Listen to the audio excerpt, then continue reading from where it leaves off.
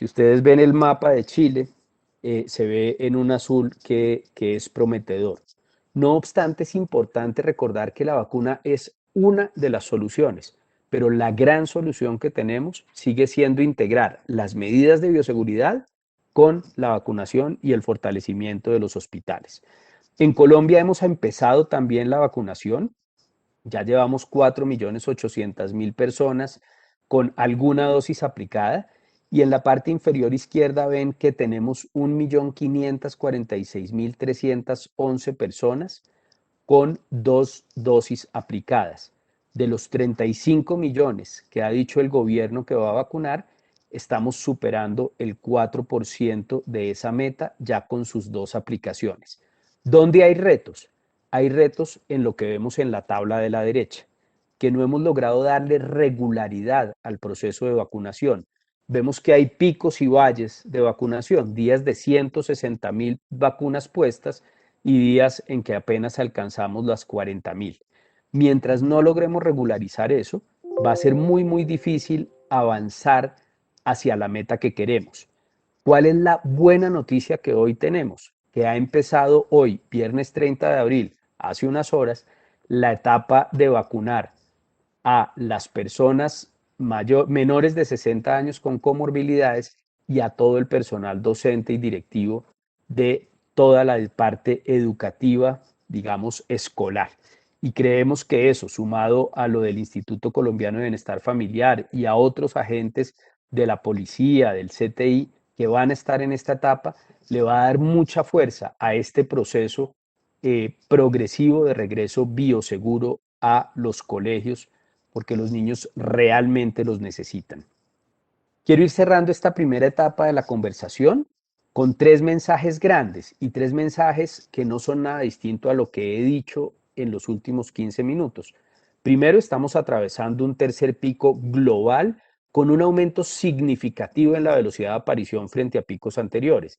Ese aumento está asociado a varias cosas, pero hago un pequeño paréntesis para decir que efectivamente hay unas nuevas cepas que parecen contagiar más rápido, pero de las cuales no hay evidencia que aumenten la capacidad de enfermar o la mortalidad. Simplemente son más veloces en transmitirse y por eso, ya sabiéndolo, nosotros debemos ser más robustos en defendernos con el tapabocas, el lavado de manos, el distanciamiento físico y la ventilación, así como estar alerta a los síntomas.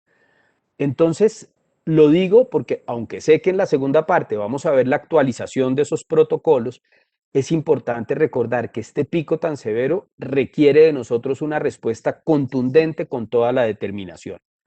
Nuestro continente es uno de los más afectados, mientras en Asia, India prácticamente lidera en soledad el volumen de casos. En Europa varios países lo hicieron. En América, Brasil, Chile, Perú, Colombia, México están realmente en un momento complejo. Ya Chile va saliendo, Perú va saliendo, Colombia lo está viviendo, Brasil lleva varios meses enredado y en México también. Entonces, reconocer eso es importante para poder ubicarnos en el momento actual. Claro que durante las próximas 2 o 3 semanas no deberíamos sino cuidarnos y ver cómo avanzamos poco a poco. Pero a partir de que pase este tercer pico, podemos tener toda la posibilidad, ya con la vacunación andando en docentes y en personal directivo de los colegios, de asistir a ese regreso progresivo y bioseguro. Finalmente, un mensaje que también nos preocupa: Colombia ha multiplicado en las últimas 4 semanas el número de casos por 9, es decir, es impresionante, pasamos de menos de 3.000 casos a llegar a días de casi 20.000 y está siendo desfasado. Mientras unas regiones están altas, otras están más bajitas, pero todo el país durante las próximas 2 o 3 semanas va a estar en un riesgo importante. En este momento en que el tercer pico está golpeando con fuerza a la humanidad y especialmente a Colombia y algunas de sus regiones, debemos recordar algo que nos parece que tal vez es el mensaje más importante de todos, y es que partimos de una línea de base. Ya no estamos, si pones gracias, ya no estamos partiendo del desconocimiento, sino que a diferencia del pico o la ola de junio a julio, de la de diciembre y enero, hoy contamos con más de un año de experiencia en la aplicación de protocolos, en haber incorporado en nuestra vida esto. Sabemos cómo contener los casos, sabemos cómo suspender brotes, sabemos cómo las organizaciones han ido adquiriendo cada vez más una alta capacidad organizacional. El trabajo que hicimos el año pasado, liderados por el Ministerio de Educación y con gran apoyo de la OEI, fue fundamental para empezar a sembrar las semillas de esa capacidad organizacional que necesitamos para avanzar progresivamente al regreso a las clases. Tenemos también un sistema de salud fortalecido que duplicó su capacidad de cuidado intensivo, afortunadamente, y tenemos un plan de vacunación en curso que está aprendiendo de sí mismo y que se irá volviendo cada vez más robusto. Entonces, si bien estamos pasando un momento difícil, pues también es cierto que hoy, como humanidad, como sociedad y como personas, estamos cada vez más preparados para afrontar este momento. Si hace un año nos hubieran dicho, oiga, vamos a cerrar todo, las fronteras, el transporte, los colegios, los supermercados, todo lo vamos a cerrar, ¿cómo va a seguir educando? Seguramente la mayoría de nosotros hubiéramos dicho, no, pues no podemos hacerlo.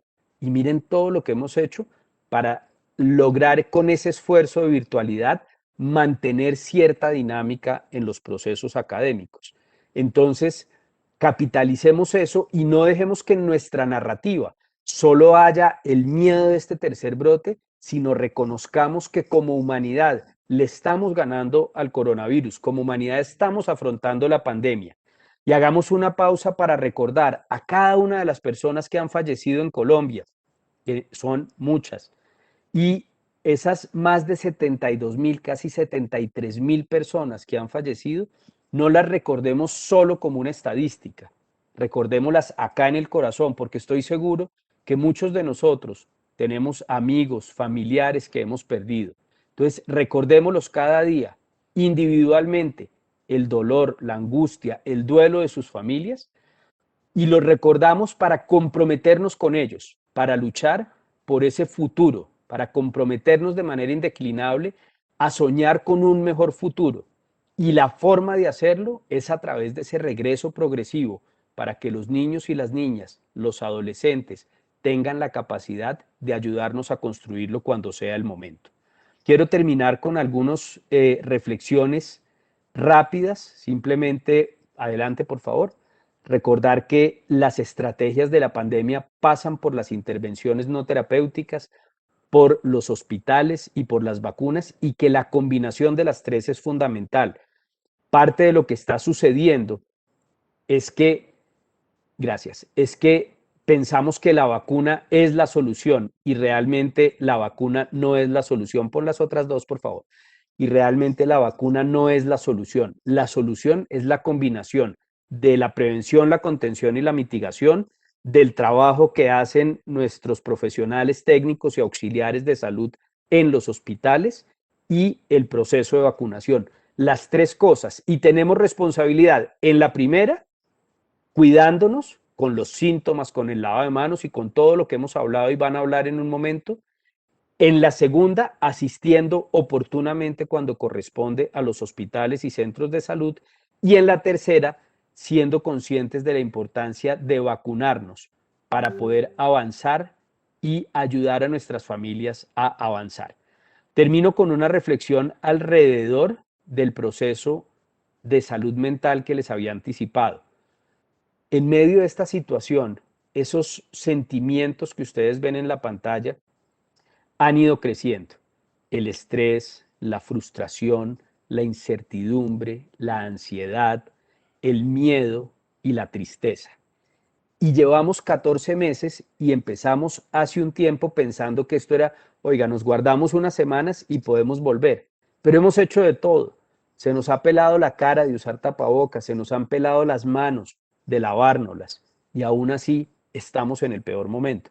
Y ahí nace la desesperanza aprendida, ahí nace esa frustración de haberlo hecho todo y seguir en el peor momento. Pero la invitación es a que lo miremos al revés. ¿Qué tal que no hubiéramos aprendido a usar el tapabocas, el distanciamiento, el lavado de manos? ¿Dónde estaríamos? Entonces, para vencer esa desesperanza aprendida, lo que queremos realmente es ver el vaso medio lleno. La mortalidad que hace un año, en el primer trimestre del año pasado, era del 10%, ha caído 5 veces y estamos cerca al 2%. Las formas como hemos cambiado o como hemos incorporado las medidas de bioseguridad han ayudado a reducir los contagios. La creatividad de la humanidad, por ejemplo, para inventarse todo lo que ustedes se han inventado para mantener a los niños y a las niñas y a los adolescentes conectados a la educación, con todos los retos que eso tiene, pero hemos hecho muchas cosas para lograrlo. Y por supuesto, cosas como las vacunas, que realmente generan orgullo. Entonces, no nos quedemos con la frustración y con el miedo que produce este tercer brote, sino rompámoslo reconociendo todo lo que hemos evolucionado. Queremos dejarles 4 competencias que nos han parecido útiles para poder avanzar. Esas competencias nacen de la resiliencia. Y yo sé que se ha hablado mucho de resiliencia, pero es que no hay nada más importante hoy que seguir hablando de eso. Es nuestra capacidad para superar los periodos de dolor emocional y las situaciones adversas y además salir fortalecido de ellas. Ha sido fundamental y será fundamental en los meses que vienen. La flexibilidad. Uno estaba acostumbrado a que todo era como organizado, cuadrado, y hoy tenemos una cantidad de elementos que realmente nos obligan a adaptarnos a situaciones que no conocíamos o que no esperábamos. Esa flexibilidad significa pensar con apertura, ver las cosas con ganas de resolverlas, romper esa disociación, ese temor que nos da cuando todo cambia y teníamos un plan. Hoy los planes hay que hacerlos para cada día, para cada semana, para cada mes, y eso nos va a servir mucho hacia adelante. La empatía. Es tan difícil hoy conversar, es tan difícil entender el miedo del otro, el duelo que ha vivido el otro, el duelo que hemos vivido nosotros. Y entonces es tan fácil resolverlo desde la empatía, desde la conexión humana, desde poderse poner en los zapatos de la otra persona, para no partir con juicios de valor, sino para construir desde la honestidad, para construir desde la sinceridad, para construir desde una conexión profunda con el otro lo que necesitamos construir para seguir tomados de la mano afrontando el tema. La empatía más que nunca. Y por supuesto, y como les decíamos al principio, la regulación emocional, la necesidad de mirarnos al espejo, como la olla express. Cuando va subiendo la presión, tener cómo lograr que el pito salte y salga un poco ese vapor que nos está presionando. Eso es muy importante hoy. No hacerlo trae conflictos, no hacerlo paraliza. Entonces necesitamos encontrar cuál es nuestra olla express. Para algunos será caminar, para otros será montar en bicicleta, para otros será el partido de microfútbol el domingo, para otros será un programa de televisión, para otros será leer un libro, para otros será conversar con algún amigo. Pero nosotros necesitamos entender y reconocer nuestra vulnerabilidad, nuestra necesidad de sacar estas cosas que se nos están cargando. Y piensen cómo hace un año la vida iba rapidísimo y de pronto en un momento dado nos dicen, oiga, no hay que ir a la oficina, no hay que ir a los colegios, los niños no van a ir, hay que hacer todo acá. Y como que la vida se detuvo de muchas formas, pero la mente se aceleró como nunca y nos conectamos desde la madrugada hasta la noche a infinidad de pantallas y de reuniones y vemos las noticias y que una vacuna salió con esto y que una persona hizo esto y que resulta que hay una cepa y nos cargamos de información y entonces mientras la vida se detuvo, la mente se aceleró y de ahí la importancia de pararnos desde esa regulación emocional y poder buscar mecanismos para ser nuestra mejor versión de liderazgo, para ser parte de la solución. Hay unas lecciones aprendidas y con esto terminamos. Son 5 lecciones que creemos que vale la pena recoger. Innovar en la comunicación y mantenerse bien informado. ¿Cómo hacemos para hoy recordar la importancia del uso del tapabocas, del lavado de manos, del distanciamiento, de la ventilación? de identificar los síntomas o los contactos y cómo hacemos para informarnos adecuadamente y dejar de ser parte de esas cadenas de noticias falsas o fueras de contexto. Lo segundo, cómo reconocer que somos adaptables, que somos seres flexibles, que lo que hace un año pensábamos que era imposible, hoy se ha logrado con éxito. Cómo seguir profundizando eso. Cómo enfocarnos en las medidas costo efectivas. ¿Cuánto tiempo? Con tapetes, con tomas de temperatura, con una cantidad de cosas. ¿Cuánto tiempo duramos lavando los mercados, los domicilios? Y hoy sabemos que es el lavado de manos, la ventilación, el distanciamiento y, por supuesto, el uso de las mascarillas, lo que realmente nos protege, sumado a la conciencia. Entonces, enfoquémonos en eso, enfoquémonos en lo que realmente hace la diferencia para atajar este virus respiratorio. Fortalecer el liderazgo. Tener hoy, no sé cuántas personas, no tengo cómo verlo, pero empezamos más de 2.800 y espero que no se hayan retirado muchos. Entonces, cómo cada una de estas 2.800 personas que está conectada nos volvemos líderes, líderes de nosotros mismos, líderes en nuestras familias, líderes en nuestras comunidades, líderes en nuestras organizaciones, en nuestras regiones, en nuestro departamento, para hacer que las cosas pasen y realmente Colombia y sus regiones puedan salir adelante con mayor éxito. Ese es el liderazgo, no es el liderazgo de los dirigentes, es el liderazgo individual para, insisto en esa frase, ser nuestra mejor versión de liderazgo. Y trabajar en salud mental, la propia y la de todas nuestras comunidades. Hace poco le preguntaron a mi hija en el colegio que qué miedos tenía y ella hizo un dibujo donde aparecía mi papá que había fallecido o falleció hace un año y un par de semanas y le dio COVID a mi mamá, que es una mujer mayor, por respeto con ella no digo el nombre porque me mata.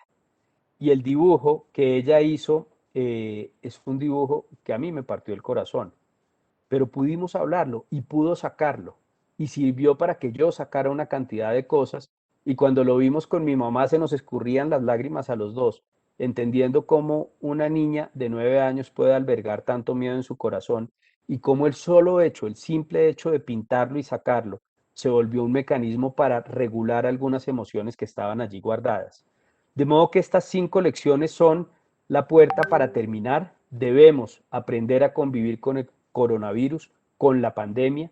Hemos pasado de una carrera de velocidad a una carrera de resistencia y eso significa entender cuáles son las prioridades. Y hay dos prioridades, cuidar la salud y la vida y adaptar nuestras organizaciones para poder avanzar. Debemos hacer esfuerzos adicionales para innovar estrategias de comunicación, para reforzarlas. La comunicación es fundamental, tanto lo que recibimos como lo que entregamos. Tener al mismo nivel la salud mental y la bioseguridad. Es tan importante proteger el alma, el corazón y el cuerpo como protegernos del coronavirus. Pongámoslos al mismo nivel en nosotros mismos y en nuestras casas, en nuestras organizaciones y comunidades, en nuestras familias. Recordar el camino que hemos avanzado, estos 14 meses de aprendizajes que nos han permitido en muchos casos sacar lo mejor de nosotros mismos y asumir nuevos retos para tener la determinación y los retos que vienen hacia adelante. Y por supuesto, no bajar la guardia y al revés, en un momento como este, elevarla para podernos proteger. Espero que esta primera conversación, con una visión amplia de la pandemia que muestra la realidad, pero al mismo tiempo abre la esperanza de lo que somos y lo que hemos sido capaces de hacer, reconoce que estamos vivos con gratitud, sea un mecanismo para que ustedes abran esas conversaciones en sus familias, en sus secretarías de educación, en sus instituciones educativas y desde ahí, con una visión común de proteger la salud y la vida y avanzar en ese regreso progresivo a las aulas, podamos trazar un camino que nos permita ser parte de la solución y dar pasos para dejar atrás este momento y llegar al futuro en el que no podemos dejar de creer. Paro ahí, no sé si habría preguntas. Así es. Muchísimas gracias, doctor Iván Darío, por su presentación. Hay algunas preguntas que tenemos acá en el chat, varias de ellas en torno a clases. Una de ellas es si es definitivamente necesario esperar a que todos estemos vacunados para ese retorno a clases. Yo creo que no, yo creo que no. Yo estudié medicina, pero no tengo el certificado ni atiendo pacientes y, y creo que me van a priorizar por la Z de mi apellido. Y lo digo porque cuando yo evalúo, pues no tengo mayores riesgos y aunque me cuido mucho, todo lo que puedo, he mantenido, digamos, la rutina de tratar de ayudar en los espacios en donde trabajo. Pienso que en nuestro caso es igual. Por supuesto, una persona con riesgos individuales importantes debe estar vacunada para poder afrontar lo que viene, pero las personas con menor riesgo o con riesgo bajo, pues realmente podrían ir retomando elementos. Yo sé el esfuerzo que está haciendo el mundo. Este año también han surgido otras medidas que han demostrado gran eficiencia, entonces queremos enfocarnos en ellas y hoy nos va a estar acompañando Estela Vanegas, quien también nos venía apoyando a nosotros desde el año pasado en este programa de asistencia técnica y quiero presentarla para que ella pueda dar inicio a este espacio. Estela Vanegas es enfermera de la Universidad Javeriana, tiene una maestría en Ciencias Médicas y Prevención de Infecciones de la Universidad de Valparaíso. Quiero darle este espacio para que ella pueda entonces iniciar con esta charla enfocada a bioseguridad. Muchísimas gracias, Estela. Muchas gracias, Claudia. Un saludo para todos. Eh, Después de esta introducción que acabamos de oír del doctor Iván González, entonces vamos a adentrarnos a lo que son esas medidas que él nos mencionó y que debemos afianzar, reforzar y vamos a ver simultáneamente en dónde hubo actualizaciones o cambios en la normatividad de la resolución 223.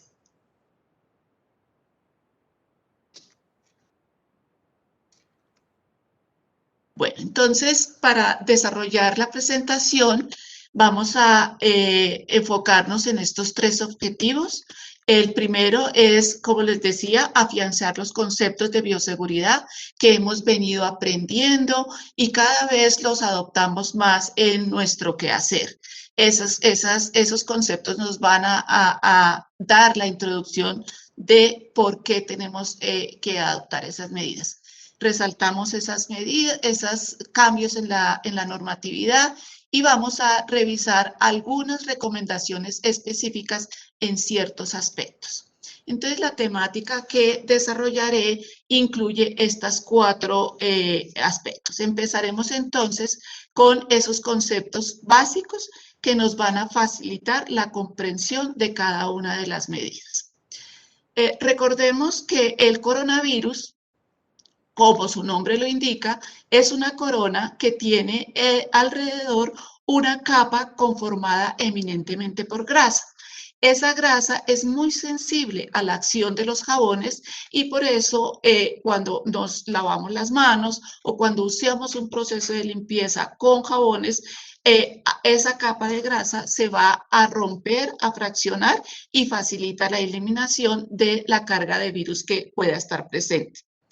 Otra característica de este virus es que tiene la posibilidad de sobrevivir en ciertas superficies. Cuando cae una posibilidad de secreciones que contengan el virus, en estudios que se hicieron en un ambiente de laboratorio, se identificó que podía vivir algunas horas dependiendo del material sobre el que se hubiese depositado. Pero esa sobrevida la podemos romper, podemos bloquear ese tiempo que permanece el virus a través de procesos de limpieza y desinfección.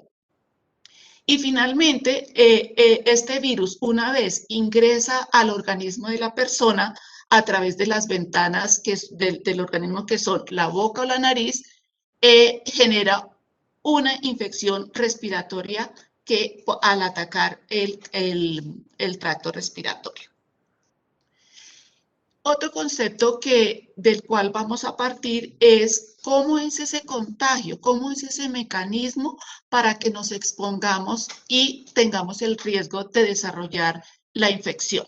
Entonces, hay una transmisión directa, que es la transmisión que se presenta de persona a persona. Esta es la principal vía. Cuando yo estoy en una interlocución con otra persona, y a menos de 2 metros puedo llegar a tener una exposición a esas secreciones que producimos al hablar, al gritar, al cantar, al toser o estornudar. Y a medida que cambian estas acciones, pues el inóculo o carga de contenido viral pues va a variar y va a aumentar. Otra forma de transmisión es la que se ha llamado la transmisión indirecta.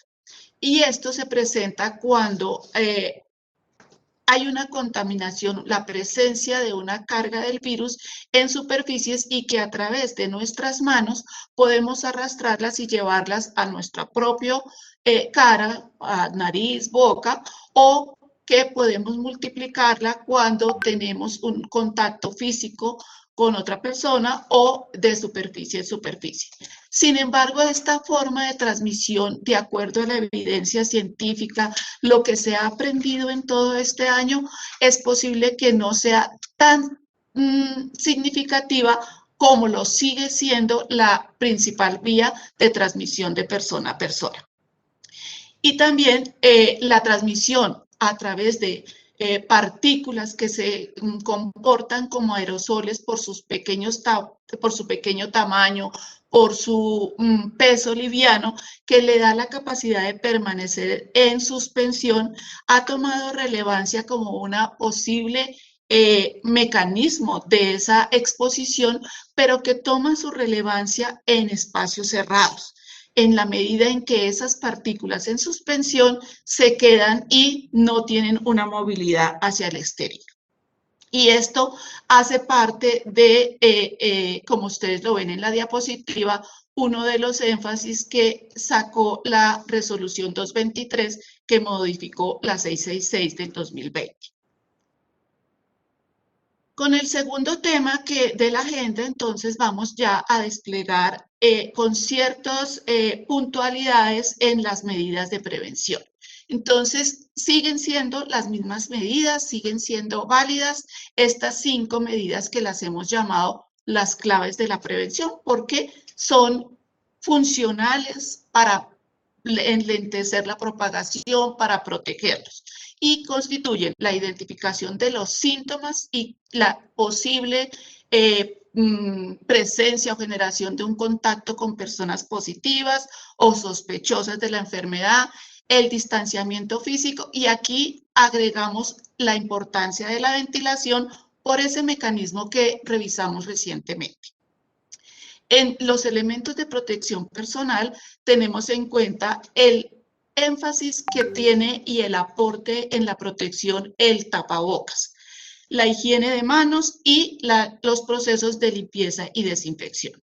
Entonces, en cuanto a la primera medida, que esa clave que se relaciona con los signos y síntomas que hemos aprendido y que la evidencia nos ha hecho cambios para poner una lupa y una atención a ese cuadro clínico que se puede presentar para poder decir, creo que estoy en una posibilidad de esa exposición.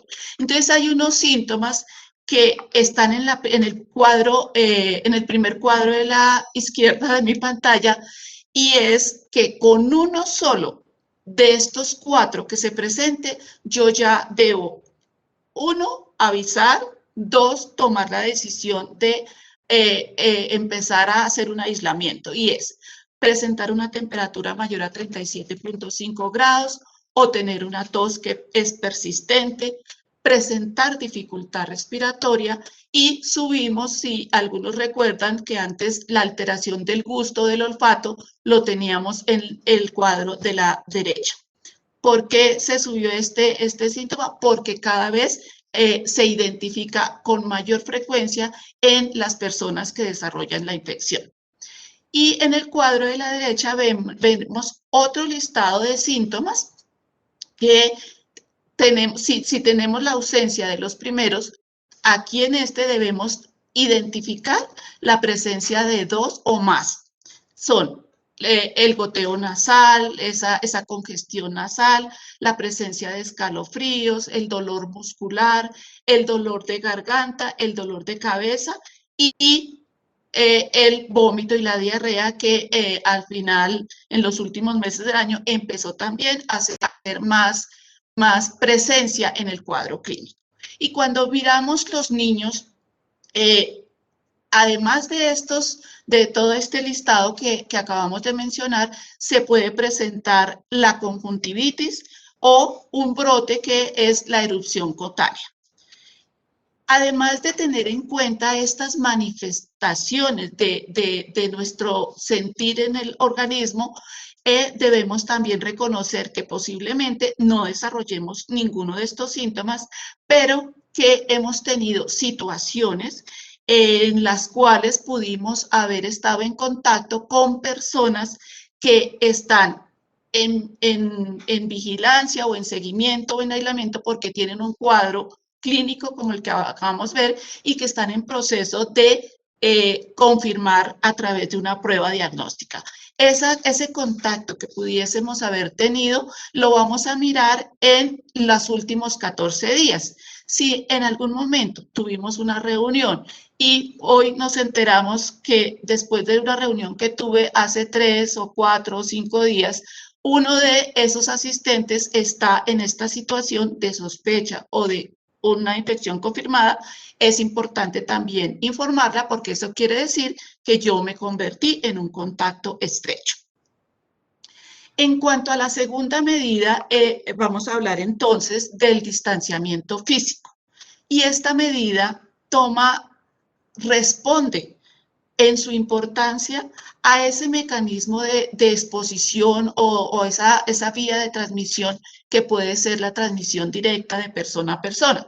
En la medida en que yo esté más cerca a otra persona, tengo mayor probabilidad de exponerme a secreciones en ese proceso de que una u otra estemos hablando y puedan generarse aspersión o producción de partículas que potencialmente estén con una carga viral. Entonces, esa medida de seguridad que se ha establecido por los estudios, por el comportamiento de ese material particulado, es a 2 metros. Entonces, a más cumplimiento de esa distancia de 2 metros o más, menos riesgo tengo yo de exposición. Y lo contrario, es una relación inversa.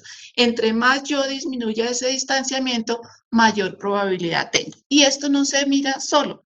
No es solamente que yo esté distanciada, sino que además tenga el uso del tapabocas para hacer una barrera y un bloqueo a esas secreciones que se producen. Entonces, ¿cuáles son las situaciones que debemos tratar de estar atentos, de mutuamente, entre todos, recordarnos que debemos evitar estar en grupos donde el distanciamiento es muy, muy estrecho, evitar estas conversaciones cara a cara, más aún si no tenemos un tapabocas como barrera de contención, evitar reuniones, evitar situaciones donde esa medida de distanciamiento se pueda romper. Por ejemplo, los momentos de consumo de alimentos en el comedor, en la institución donde laboramos, donde asistimos, porque es el momento donde no tenemos usado el tapabocas.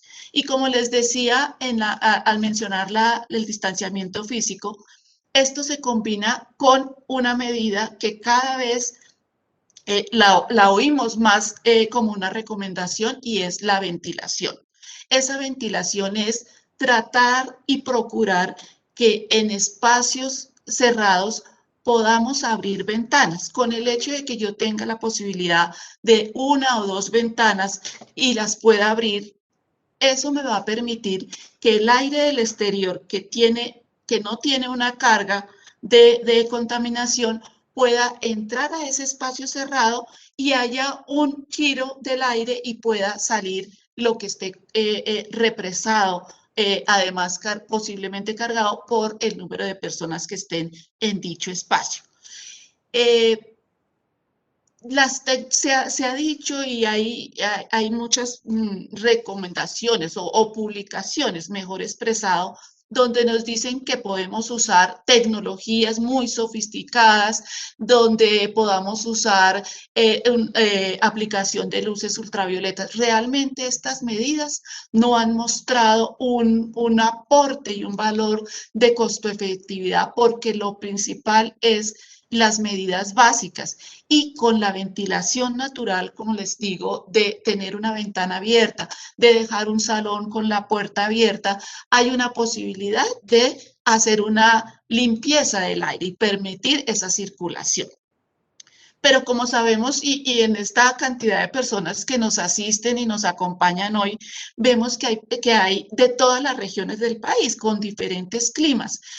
Eso hace que en regiones de climas calientes o cálidos se presente la necesidad de usar equipos donde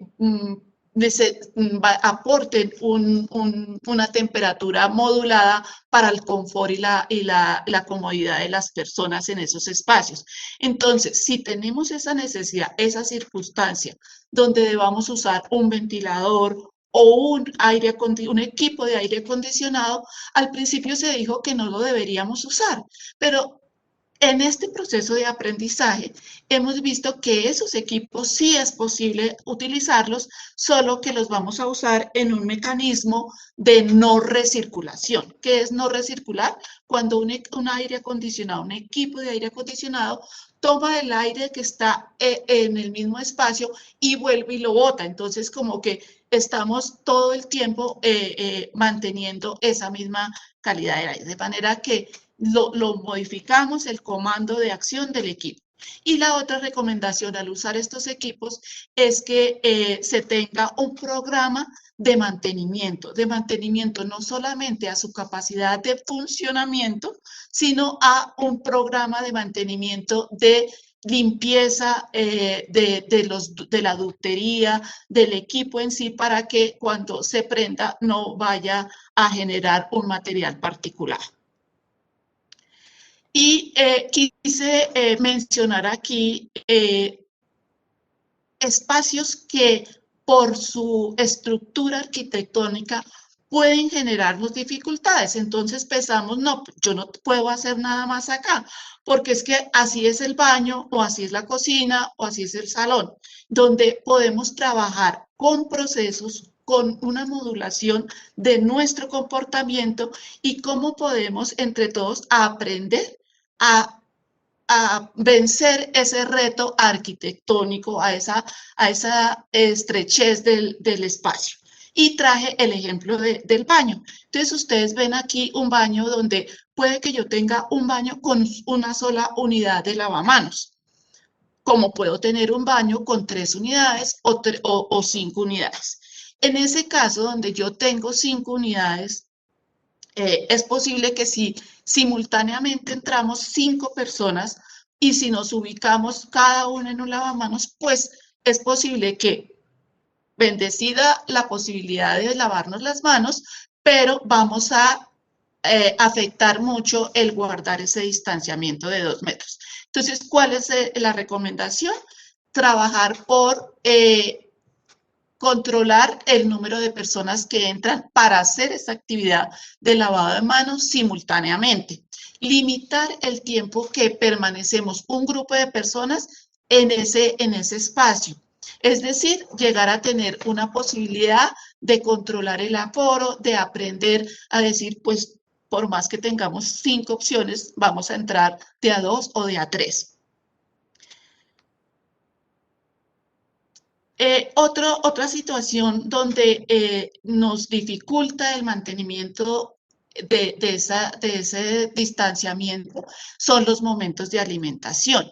Y como decíamos cuando hablaba de la ventilación, entre más yo pueda estar fuera de espacios cerrados, en el patio, en el parque, es mucho mejor porque tengo una circulación del aire permanentemente. Sin embargo, cuando yo tengo la posibilidad de consumir mi almuerzo a la hora de mi descanso, de mi refrigerio, puede que me salga para el espacio, para el patio, para el espacio abierto, pero si me reúno con mis compañeros y no guardo el distanciamiento, pues perdemos ese beneficio de tener una ventilación adecuada con ventilación natural frente a que favorecemos con nuestro comportamiento ese distanciamiento. Y aquí la resolución 1721 nos dice que en los comedores, en esos espacios de consumo de alimento, se ratifica la necesidad de mantener los 2 metros porque es el momento en que nos quitamos el tapabocas. Y debemos, además, como les decía, en nuestro comportamiento, modular cómo nos sentamos en esas mesas. Si es una mesa de puestos múltiples, pues tratar de no sentarme frente a frente. Como les decía, ese frente a frente es un mecanismo de transmisión directa, que es la principal vía de contagio. Y asimismo, debemos tener medidas, adoptar situaciones que nos protejan. Ahí, por ejemplo, menciono que en este momento me tengo que quitar el tapabocas, pero yo lo puedo volver a reutilizar apenas termina mi almuerzo, mi consumo de alimentos. Entonces, debo tener una bolsa que preferiblemente sea de papel para ese momento, esa transitoriedad de retiro, yo lo tenga protegido, que no lo ponga sobre una mesa para no contaminar ni la mesa con mis secreciones, ni mi tapabocas con las secreciones, porque lo voy a volver a utilizar. En cuanto a la tercera medida, vamos a hablar entonces de, dentro del todo el concepto de elementos de protección personal, el tapabocas. El tapabocas, pues, es el rey de los elementos en este contexto para bloquear esa posibilidad de exposición a las secreciones. Podemos usar tapabocas desechables o podemos usar tapabocas de tela. Los tapabocas de tela son eficientes mientras podamos garantizar su elaboración, los materiales. De 2 a 3 capas, idealmente de 3 capas, nos dice la evidencia científica, nos dice las resoluciones nacionales, es mejor. Ese triple capa, esa multicapa va a generar esa barrera y hay materiales que nos recomiendan para su construcción. La capa interna que queda en contacto con nuestra boca puede ser de un material basado en algodón, porque el algodón es un material absorbente, entonces va a recoger la cantidad de partículas o de secreciones que yo produzco en esta conversación. Y las capas externas pueden ser de poliéster, de polipropileno o una combinación, porque cumplen esa función de barrera antifluido que va a impedir el paso de las secreciones. Y debemos tener cuidado también o evaluar cuando adquirimos un tapabocas que nos permita respirar cómodamente. Porque una de las recomendaciones en el uso correcto es no manipular frecuentemente el tapabocas, no estarlo subiendo, acomodando, quitando, poniendo, para que realmente se mantenga y no contaminar manos al tapabocas. Entonces, debe quedarme tan cómodamente, tan bien ajustado, ni muy apretado ni muy flojo, para que me permita respirar y yo lo mantenga el tiempo necesario. Y ahí hago el llamado de atención a que en esta resolución 223 nos aclara que ese tapabocas se puede usar por un tiempo de 8 horas y que en ese corte lo debería cambiar. Pero también nos alerta que antes de ese tiempo de 8 horas, yo lo debo cambiar si identifico que se me ha roto, que está deteriorado, que se ensució o que se humedeció. Puede ser que con mis propias secreciones o con sudor, por ejemplo, en climas cálidos o por la actividad que estoy realizando. Importante, este mensaje que les voy a dar. Yo les dije, no sirve usar un tapabocas desechable o un tapabocas de tela que es reutilizable de 3 capas.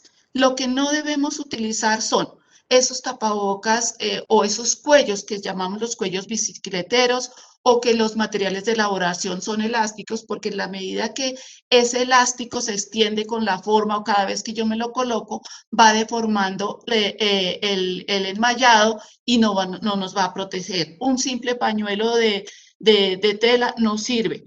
Y los respiradores, que son con válvulas de exhalación que tienen esa valvulita en un lateral o en los dos, no son recomendados porque no protegen a las demás personas que interactúan conmigo.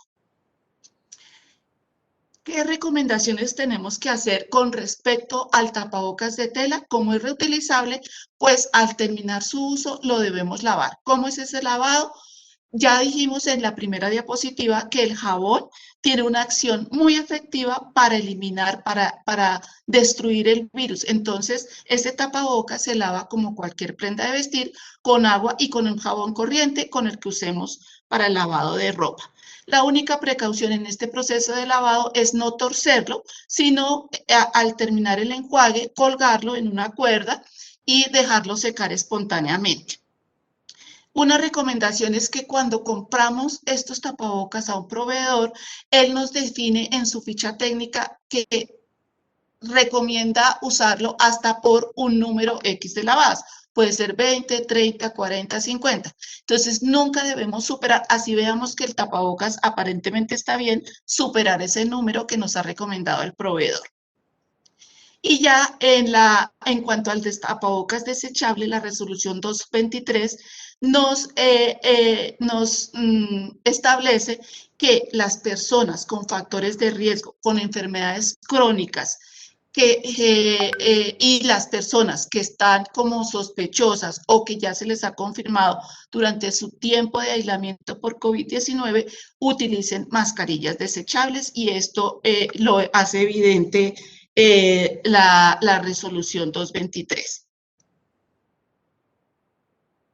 Entonces, en esta diapositiva les comparto ese correcto uso del tapabocas, cubriendo boca, nariz, mentón, que quede bien ajustado para que recoja totalmente las secreciones. Y en la parte derecha recomendamos no estar manipulando, no dejar descubierta la nariz, no portarlo en el mentón, no portarlo en el cuello, para darle un uso correcto. Y esta diapositiva, para concluir el tema combinado de la importancia del distanciamiento y del correcto uso del tapabocas, donde vemos que a menos de 2 metros y no usar tapabocas me genera un mayor riesgo de exponerme a adquirir la infección, y en la medida en que yo cumpla esto, pues la exposición se reduce significativamente.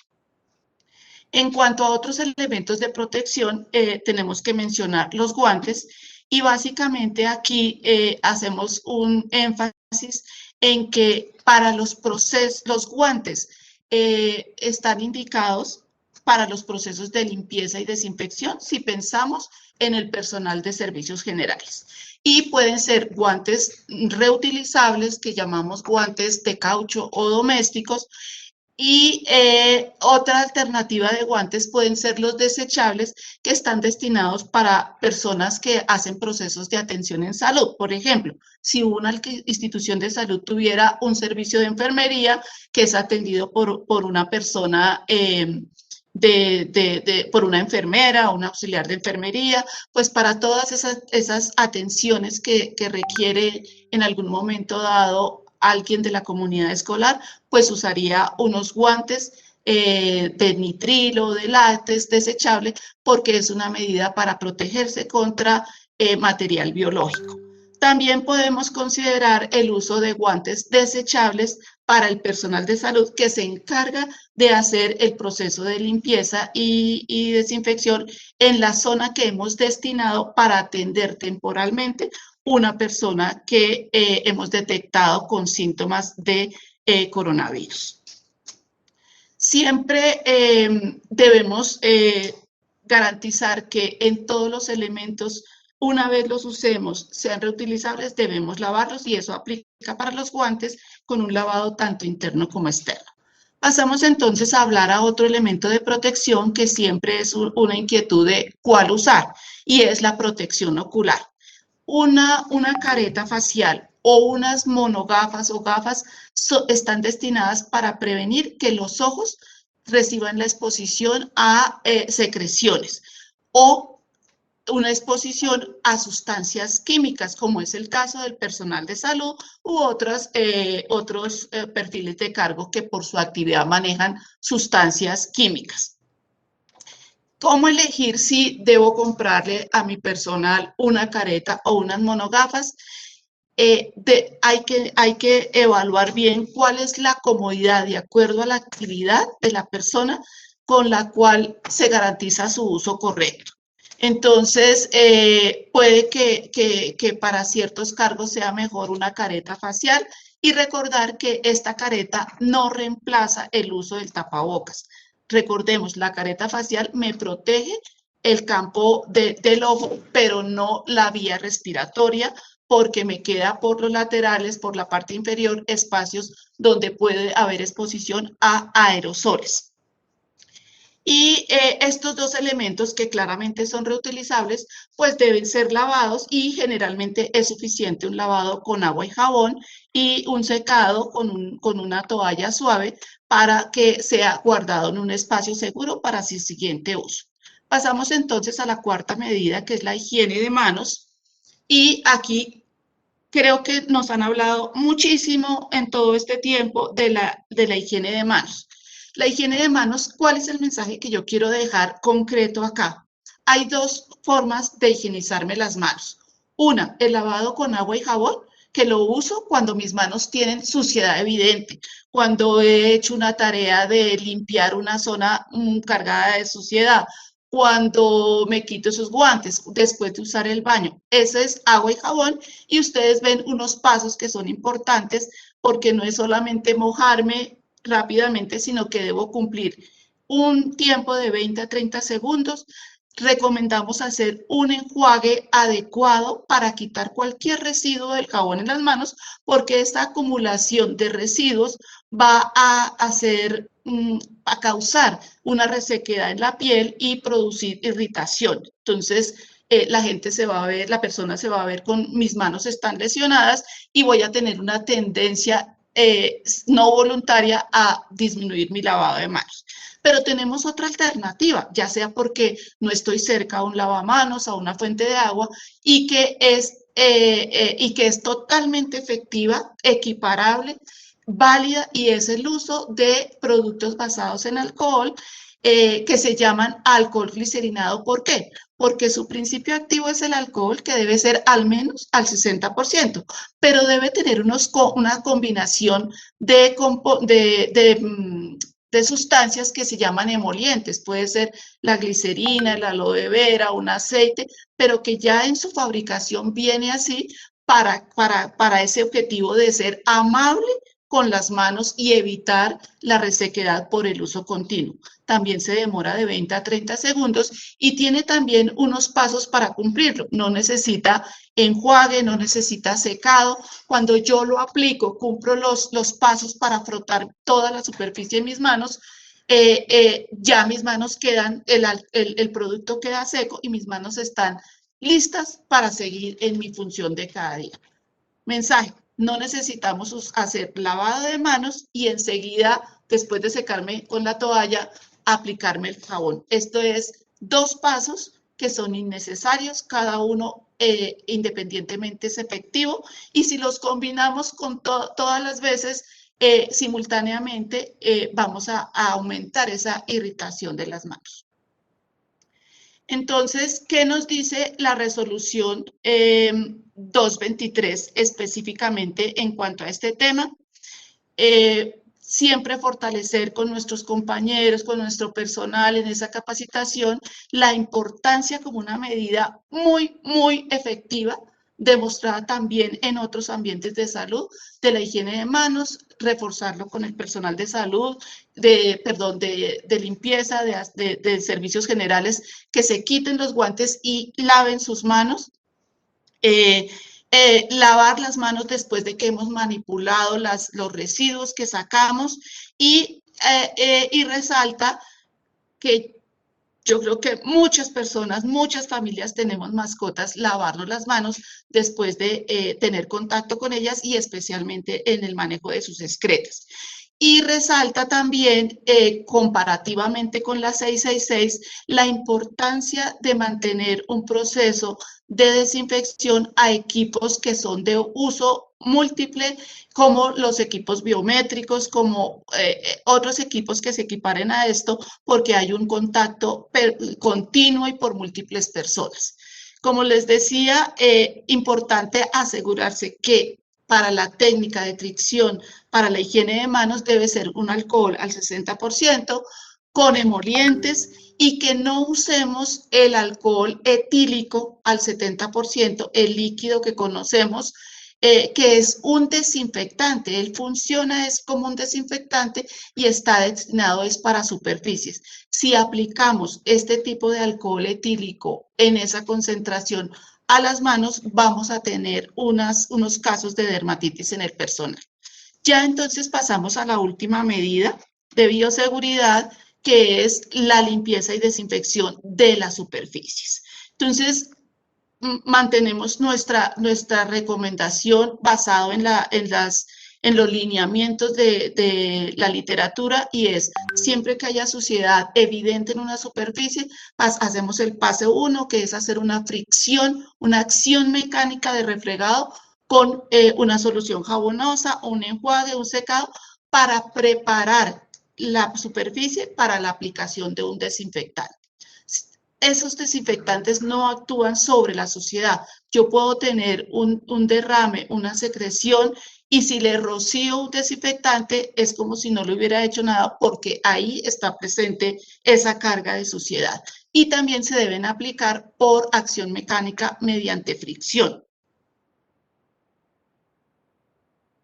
Siguen siendo válidas los mismos alternativas de desinfectantes, entre los cuales están los alcoholes etílicos al 70%, los amonios cuaternarios, que cada vez están siendo más conocidos en el ambiente general, y el que más con el que más familiarizados estamos es con los productos basados en hipoclorito de sodio, y aquí el énfasis que hacemos es que el hipoclorito no debe ser usado puro. Cuando nosotros compramos ese blanqueador, ese producto en el mercado, es una concentración al 5% o 5,25, que equivale a 50,000 partes por millón. Eso es demasiado agresivo, tanto con los materiales como para la salud de la persona que lo manipula. Entonces, la recomendación y el énfasis en este aspecto es que el hipoclorito necesita una preparación, hacer una dilución para llevarlo a una concentración de seguridad para su uso, que es a 1,000 partes por millón, y que asimismo es efectivo para esa misión de dejar una superficie desinfectada. Para lograr esa concentración podemos coger ese producto original, 20 mililitros, lo llevamos a un recipiente, a 1 litro de agua, y eso nos da esa concentración. No se necesita cambiar esa concentración si es un baño, o si es la zona de aislamiento, o si es la habitación donde estaba la persona con COVID.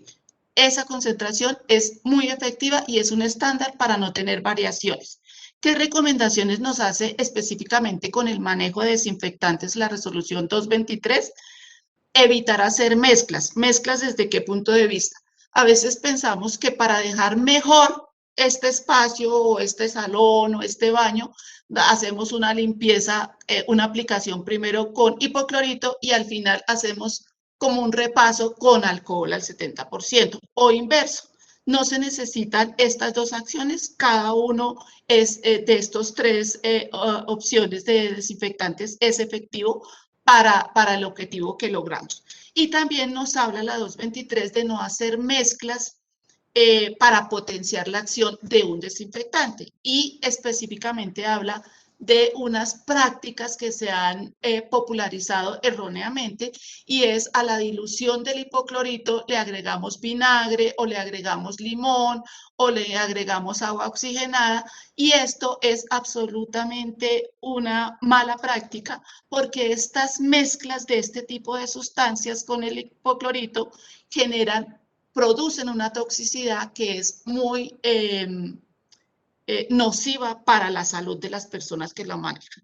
Recordemos que el jabón es efectivo. Entonces, ¿qué es lo que nos ha dicho la evidencia en cuanto a los procesos de limpieza?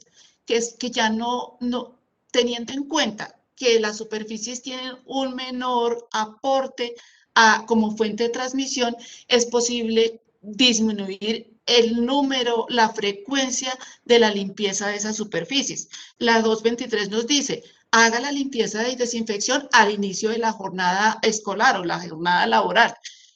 ¿Cuándo lo debe repetir? Pues evaluemos. Si nuestra jornada es de 4 horas, pues a lo mejor no se necesita. Pero si yo tengo en nuestro plan de alternancia, tengo que un grupo de estudiantes viene en la mañana y que a las 2 de la tarde entra el segundo grupo, pues es posible que yo pueda hacer un refuerzo de la desinfección entre grupo y grupo. Estuvo un grupo por la mañana, viene otro por la tarde. Pero entonces ahí no necesitamos volver a lavar todo con esa exhaustividad de limpieza. ¿En qué voy a hacer énfasis? ¿Y qué nos permite la evidencia científica?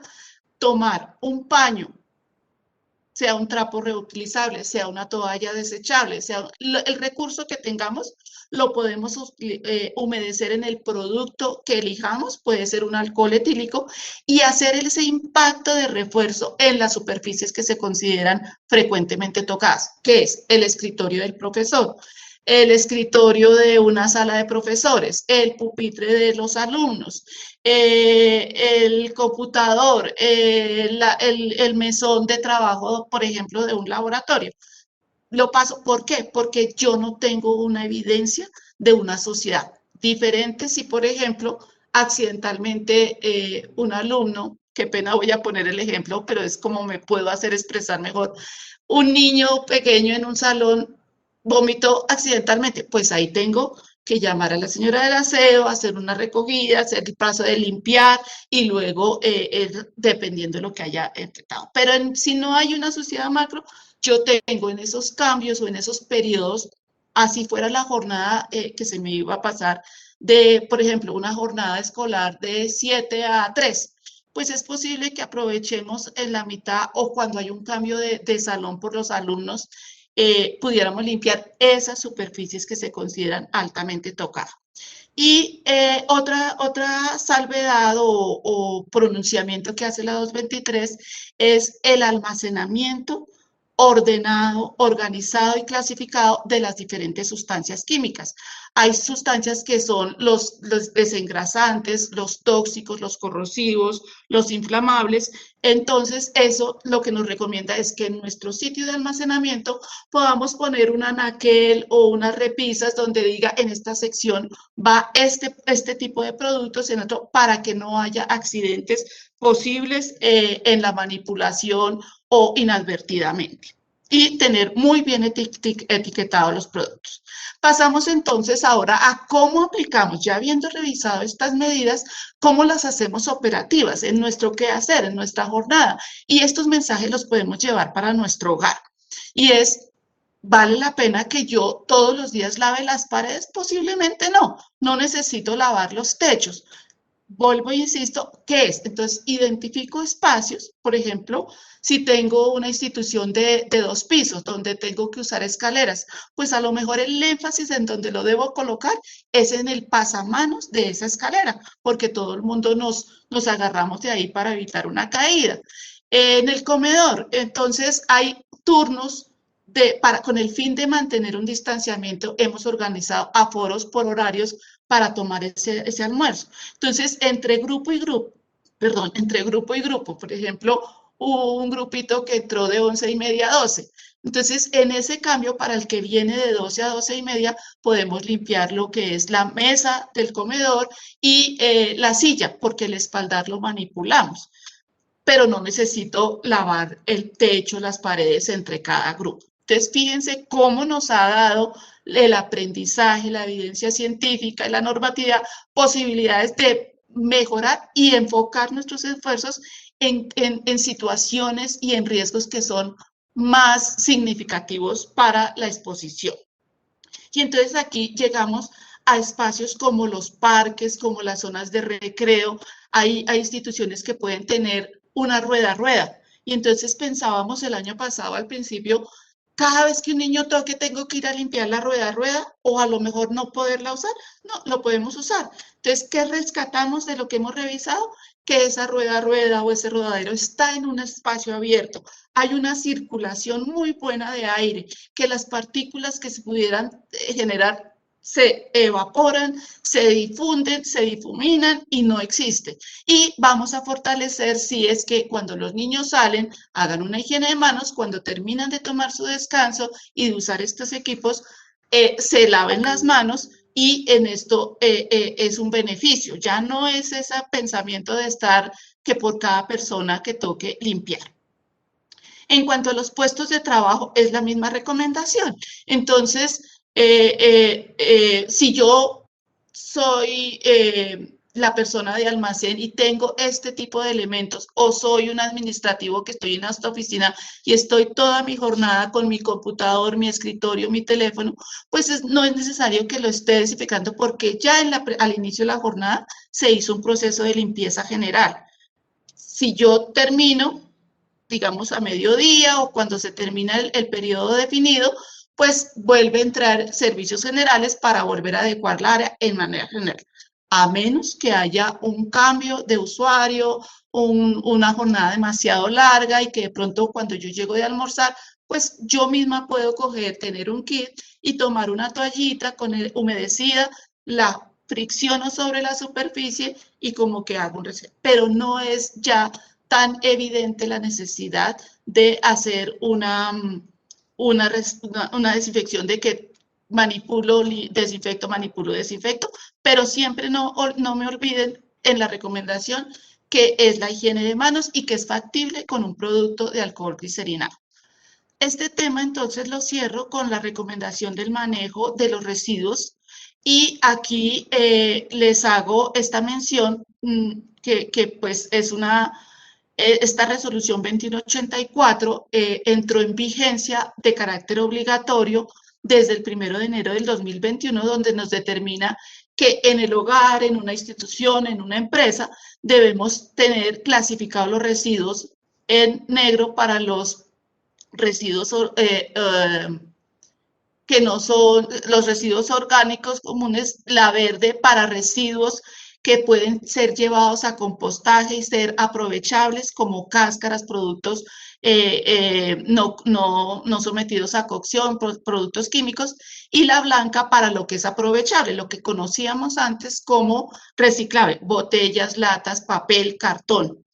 Pero nos hace la salvedad y ratifica tanto el lineamiento de la 666 como de la 223 que los elementos que tienen relación con un tapabocas, con un pañuelo, con unos guantes utilizados en la zona de aislamiento, deben ser depositados en bolsa negra y cuando los sacamos de la caneca, esa bolsa la debemos cerrar, empacarla en una segunda bolsa negra y etiquetarla como residuo no aprovechable. Esto es una medida que pretende proteger a las personas que hacen la disposición final. Sabemos que hay recicladores que ellos también sepan que si esto está sellado y está marcado así, no deberían abrirla, manipularla para protegerse y minimizar esa exposición. Entonces pasamos ya a las recomendaciones que yo les mencionaba, unas específicas y es una, los alimentos. El año pasado nos decían los alimentos hay que tener cuidado, si usted pide un domicilio, empáquelo en 2, 3 bolsas, en la de papel, en la de plástico. ¿Qué nos dice la evidencia? ¿Qué nos decía? Y que ya está muy difundida y que nos da esta parte de nueva práctica y es ratificar, que ya desde el año pasado lo decíamos, es que los alimentos como tal, un alimento no transmite la infección por coronavirus. Los alimentos en su descomposición, errores de manejo, errores de cambios de temperatura pueden producir infecciones, pero son infecciones de tipo bacteriano, como una intoxicación alimentaria que conocíamos.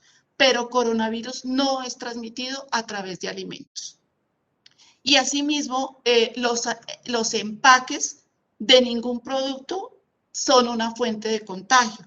Entonces, ¿qué debemos hacer? Yo puedo pedir un domicilio, lo puedo pedir a la institución o en mi casa o ir a comprar. Lo que debo hacer es tener una muy buena práctica de higiene de manos después de retirarlo, desempacarlo, lavarme las manos y hacer esa manipulación del alimento con todas las medidas de seguridad para que el alimento no sea fuente de otros problemas. En cuanto al transporte, ratificamos las 5 medidas, siguen siendo válidas para el transporte, sea el transporte en vehículo particular y, pues, muy importante en el transporte público, la ventilación, el uso del tapabocas correctamente, la higiene de manos. En el Transmilenio no podemos lavarnos las manos, pero podemos usar un alcohol glicerinado para friccionarnos las manos. ¿Qué es lo que quiero resaltar con estas medidas que ratifico? Son válidas las mismas 5 medidas, es evitar entablar conversaciones con personas extrañas, no bajarse el tapabocas, que a veces uno no oye y se lo baja, y no usar guantes. Este es un gran mensaje de la resolución 223, donde nos dice que no es necesario. Los guantes son una falsa sensación de seguridad, nos limita el cumplimiento de la higiene de manos, que es la medida más efectiva. Evitar estar cara a cara con otras personas y pues si viajamos en el vehículo personal con personas que no es mi núcleo familiar, pues no puedo bajar la guardia ni flexibilizar mi medida de usar el tapabocas, así sea mi mejor amiga. Y vamos a terminar ya casi esta presentación con unos mensajes para que los llevemos a nuestras casas, a nuestro grupo familiar, para que nos protejamos y seamos un colectivo de unas medidas de protección para todos nosotros, para nuestra familia. Y si tenemos en esa vivienda estas mismas 5 medidas, procurar tener la ventana abierta. A veces pues estamos en una época de invierno, entonces es posible que mientras que yo estoy aquí en el estudio deje abierta la ventana de una de las alcobas, después la alterno con la de la sala y así sucesivamente, con el fin de mantener y favorecer unos espacios con la mejor ventilación. Y fíjense que estamos hablando de simplemente abrir ventanas. Guardar distanciamiento si llegamos a recibir una visita inesperada, mantener esa protección del distanciamiento, del uso de tapabocas. Y la higiene de manos no deja de ser importante solo por estar en casa, también la debe cumplir. ¿Qué aprendemos de nuevo con la nueva normativa y la nueva evidencia que venías? Dice, la evidencia científica e internacional nos lo decía, los zapatos no son fuente de contagio y ya vimos que la resolución nos quitó la necesidad de hacer uso de tapetes desinfectantes.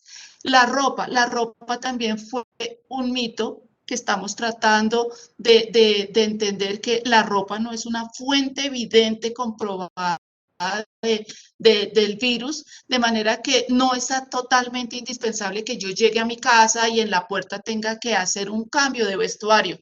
Por comodidad, si me siento que llegué un día exhaustivo, pues llego, me ducho, me baño, me pongo una sudadera, pero no pensando en que mi ropa va a contagiar a mi familia.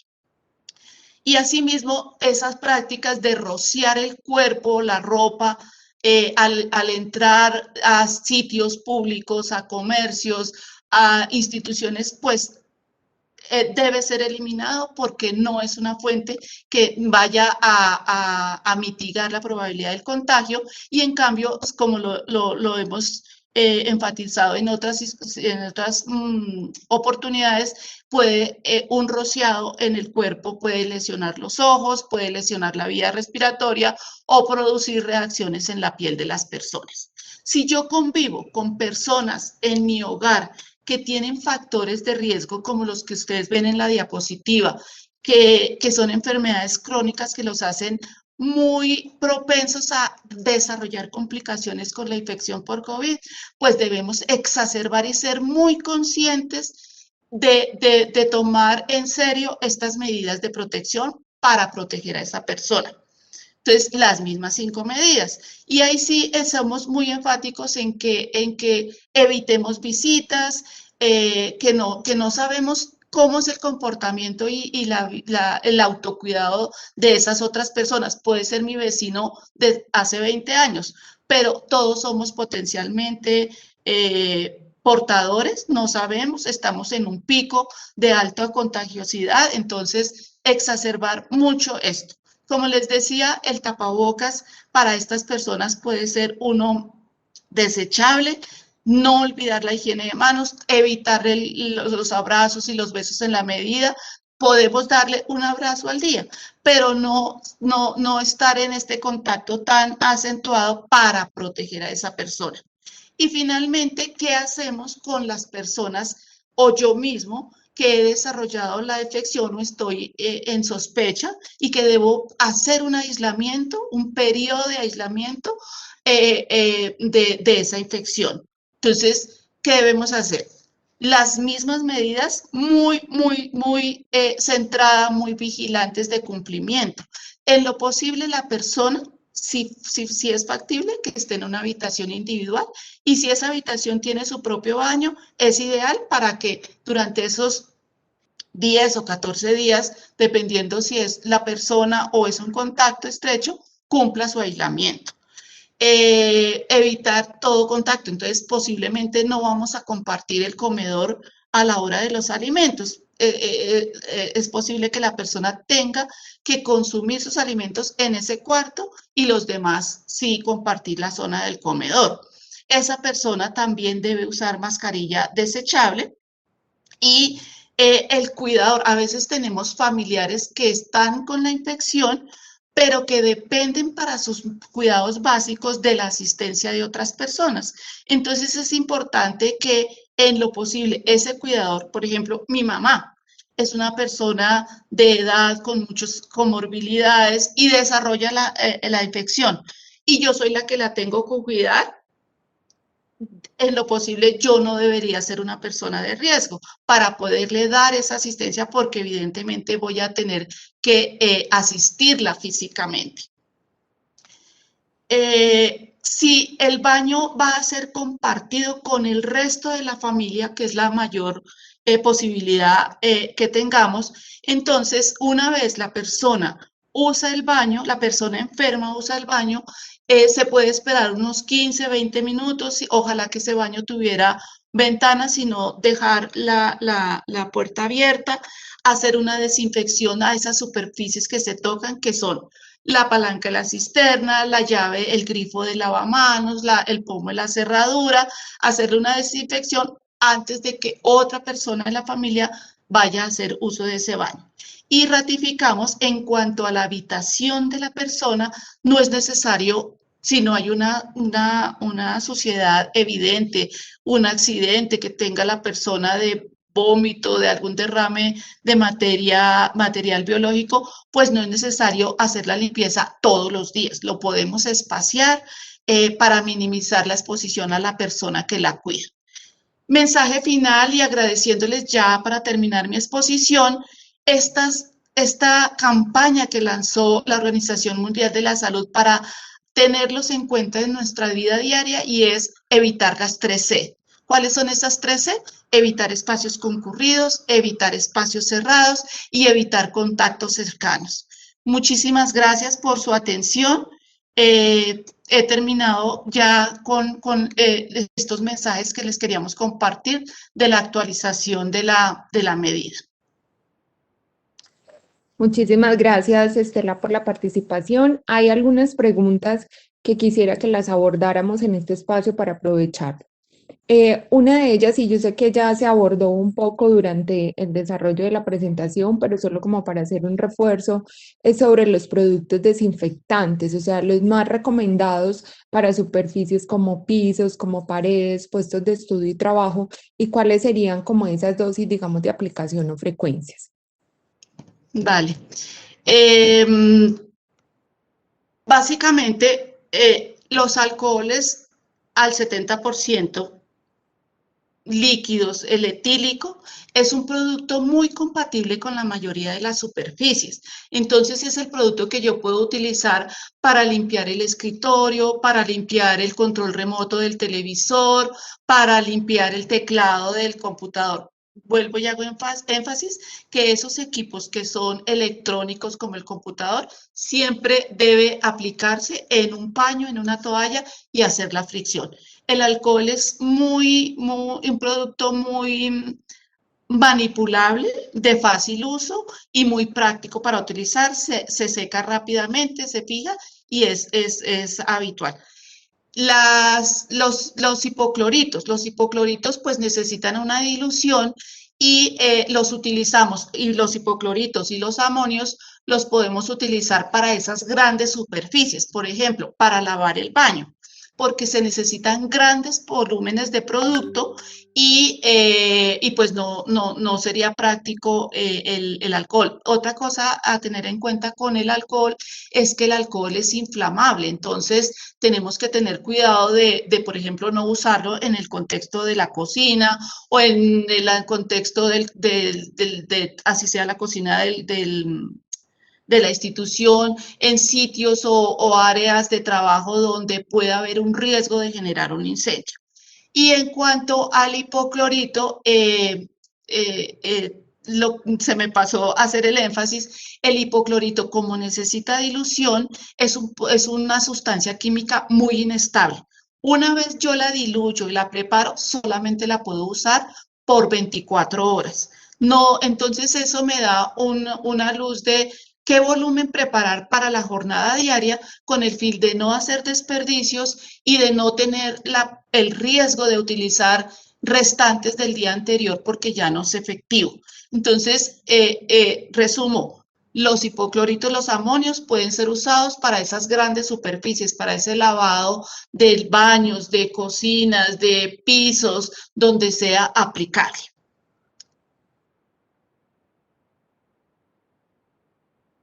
Bien, muchísimas gracias. También nos preguntan por el tema, por ejemplo, de aerosoles desinfectivos, ¿se pueden utilizar en algunos espacios?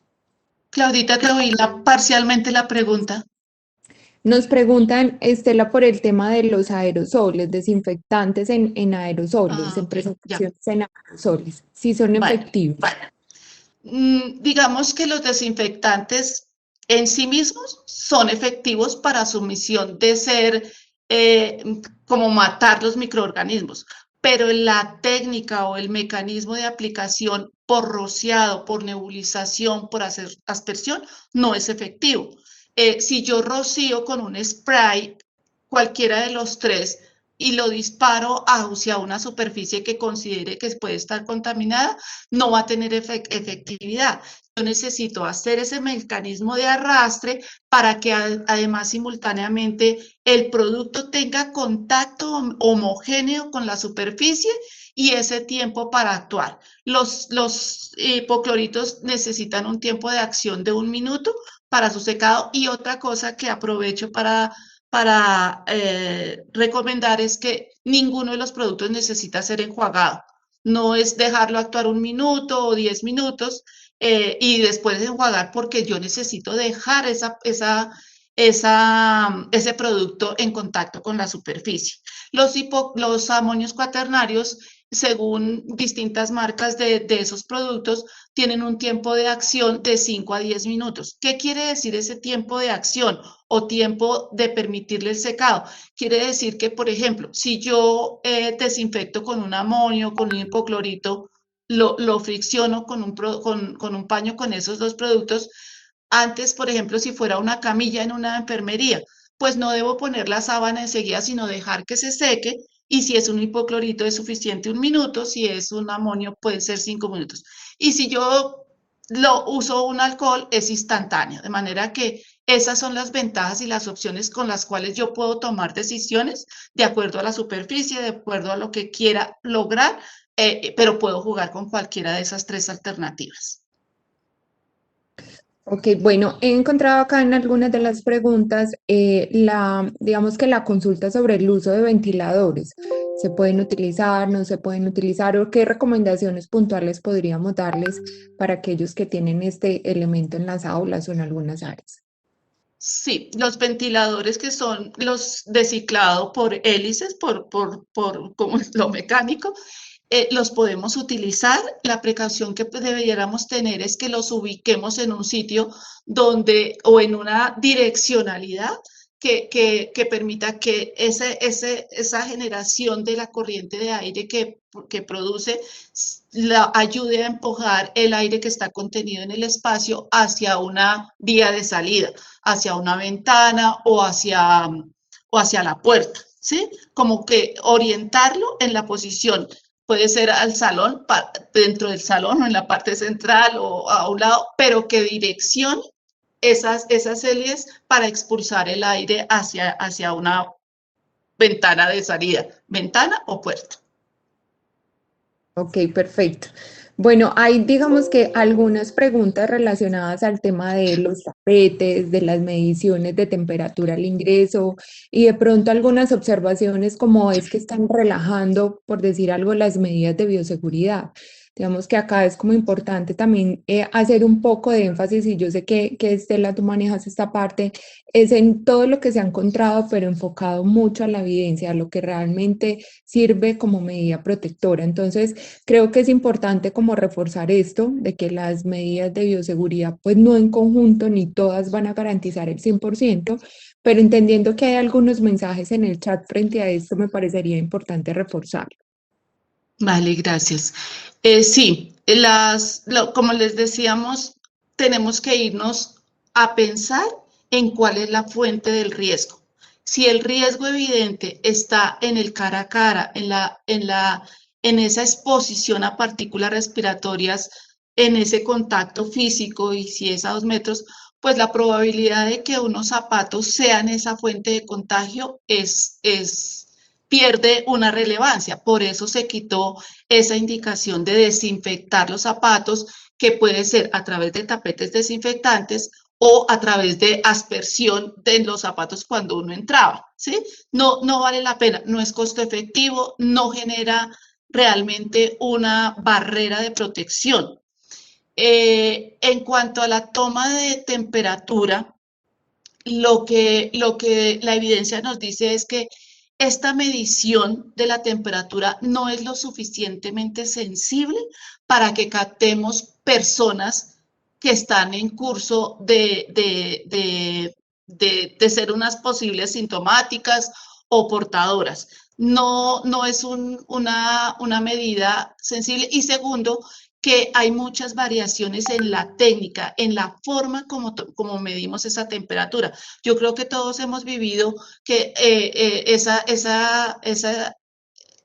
disparo ese apuntar el termómetro que usamos los infrarrojos en las manos, no nos da temperaturas de 34, 35, y eso no es un medidor que nos aporte información eficiente para hacer un diagnóstico de la posibilidad. Ahora bien, ustedes dirán, ¿cómo así? Pero si nos dicen que es que uno de los signos es temperatura mayor a 37,5. 37,5 es una febrícula, es como un inicio de un estadio febril, y que la persona puede estar en ese inicio de empezar a desarrollar la fiebre. Cuando uno habla de niños de la casa, la mamá, uno sabe que el niño está coloradito, uno lo siente caliente, o uno mismo como adulto va a sentirse con una indisposición cuando empieza a tener temperaturas diferentes. Entonces el mensaje es, no se vio que la toma de la temperatura sea una medida eficiente, sensible, hay fallas en la técnica de la toma y no nos ayuda a tomar unas decisiones efectivas. Creo que fueron esas dos preguntas, Claudia. Sí, Temperatura y así es. Sí. desinfectantes. Sí, ahí resumimos varias de las preguntas que nos han hecho. Hay otra pregunta respecto al tema de tapabocas muy específico con la mascarilla N95. Nos dice, ¿protege solo la salida de secreción y no la que ingresa? ¿Qué tan cierto es? Bueno, quiero puntualizar, la mascarilla N95 que se llama un respirador N95. Es una mascarilla que no tiene válvulas, es un respirador, es un tapabocas que no tiene válvulas, pero cuando tiene la referencia N95, quiere decir que tiene un ajuste tan hermético que me impide fugas por la parte superior en la adaptación a la nariz, no me permite fugas en los laterales, no me permite fugas por la parte inferior del mentón. Está destinado específicamente para el personal de salud. No ha sido en ningún momento en este tiempo de pandemia que cualquiera de nosotros en nuestro quehacer, si no somos personal de salud, si no trabajamos en un entorno hospitalario, tengamos la necesidad o la indicación de utilizar este tipo de mascarillas N95. Cuando me dicen que si no protege a los demás, o a mí sí, estamos refiriéndonos, y lo interpreto, es a los respiradores con válvulas de exhalación. Cuando ese tapabocas tiene esa válvula, lo que hace es que lo que yo como usuario estoy produciendo, esas partículas, ese vapor, esas secreciones que yo produzco,